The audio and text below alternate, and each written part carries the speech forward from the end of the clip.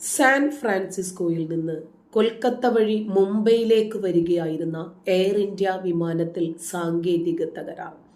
അടിക്കടി തീവണ്ടികളും കപ്പലുകളും ഫ്ലൈറ്റുകളും ഈ രൂപത്തിൽ അപകട സൂചനകൾ നമുക്ക് നൽകുന്നതിന് പിന്നിൽ ഏതെങ്കിലും സംഘടിതമായ ശക്തികൾ പ്രവർത്തിക്കുന്നുണ്ടോ എന്ന സംശയം വീണ്ടും വീണ്ടും ബലക്കുകയാണ്.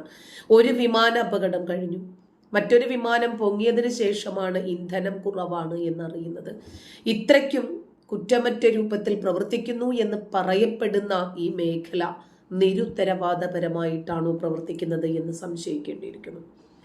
കൊൽക്കത്ത നേതാജി സുഭാഷ് ചന്ദ്രബോസ് അന്താരാഷ്ട്ര വിമാനത്താവളത്തിൽ എത്തിയപ്പോൾ യാത്രക്കാരെ മുഴുവനും പുറത്തിറക്കി വിമാനം പരിശോധിച്ചു.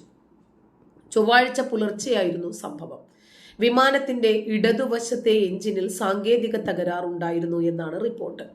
സാൻ ഫ്രാൻസിസ്കോയിൽ നിന്ന് കൊൽക്കത്തയിലേക്ക് എത്തിയ വിമാനത്തിന്റെ മുംബൈയിലേക്കുള്ള തുടർ യാത്രാ പ്രശ്നങ്ങളെ തുടർന്ന്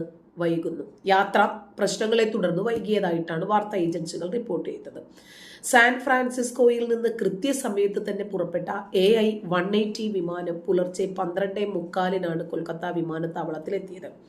തുടർന്ന് ഇടതുവശത്തെ എഞ്ചിനിൽ സാങ്കേതിക തകരാറ് കണ്ടെത്തുകയായിരുന്നു. ഏതാനും മണിക്കൂറുകൾക്ക് ശേഷം പുലർച്ചെ 5:20 എല്ലാ യാത്രക്കാരോടും പുറത്തിറങ്ങാൻ ആവശ്യപ്പെടുകയായിരുന്നു. വിമാനത്തിന്റെ സുരക്ഷ കണക്കിലെടുത്താണ് ഇത്തരമൊരു തീരുമാനമെടുത്തത് എന്ന് ക്യാപ്റ്റൻ യാത്രക്കാരെ അറിയിച്ചു. ജീവനക്കാരെല്ലാവരും ചേർന്നിട്ടാണ് വിമാനം പരിശോധിച്ചത്. പുറത്തു വന്ന വീഡിയോ ദൃശ്യങ്ങളിൽ അത് വ്യക്തമാണ്. കഴിഞ്ഞ ദിവസം എയർ ഇന്ത്യയുടെ 2 വിമാനങ്ങളിൽ സാങ്കേതിക തകരാറ് സംശയിച്ച് തിരിച്ചിറക്കിയ പശ്ചാത്തലത്തിലാണ് ഇതും വീണ്ടും വൈറലാകുന്നത്.